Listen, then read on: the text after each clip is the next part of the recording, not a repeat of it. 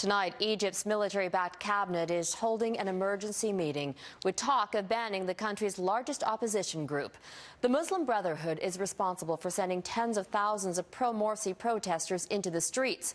Looking back at much of its 85 years, the political party has been outlawed, and despite coming to power in Egypt's first democratic elections, the Brotherhood could be pushed underground yet again. Here's Brian Moore. The bloody fight for Egypt's future is fueled by animosities that stretch back generations, if not hundreds of years.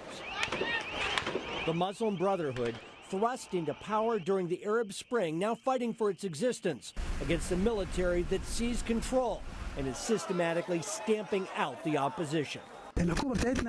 We want reconciliation, Egypt's new prime minister says, but there will be no reconciliation with those who have blood on their hands. For most of its 8.5 decades, the Muslim Brotherhood has been an outlaw force operating in the shadows, and its members refuse to be swept back to the fringes of Egyptian society. This is a sham, says this Muslim Brotherhood supporter. You cannot expect the group to disappear. As the streets of Cairo exploded in violence this past week, a vacationing President Obama stepped forward to condemn the bloodshed. We deplore violence against civilians. We support universal rights essential to human dignity. Some Washington lawmakers want to cut off aid until the violence stops. Well, the acts of the last few days by the Egyptian military are completely unconscionable, and I do believe we have to change our aid. Others worried about unintended consequences. The Brotherhood will go underground. Al-Qaeda will come to their aid. In New York, supporters of the military insist the current government is saving Egypt. The Muslim Brotherhood are an extension of Al-Qaeda. These people have no loyalty. They'll just kill, kill, kill.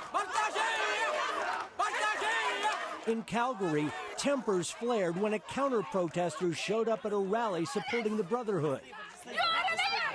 There was plenty of passion, but thankfully none of the violence that has turned the streets of Egypt into battlefields. A society now ripping apart at the seams, brother against brotherhood. Brian Moore, Global News, Washington. Egypt is the largest country in the Arab world, but the ongoing violence is taking a toll on the country's economy. Foreign investment is down 75%. Food inflation sits at about 20%. Egypt does get plenty of bailout cash, including as much as $12 billion from Gulf states and another $1.3 billion in military aid from the U.S., money Washington has so far been reluctant to pull.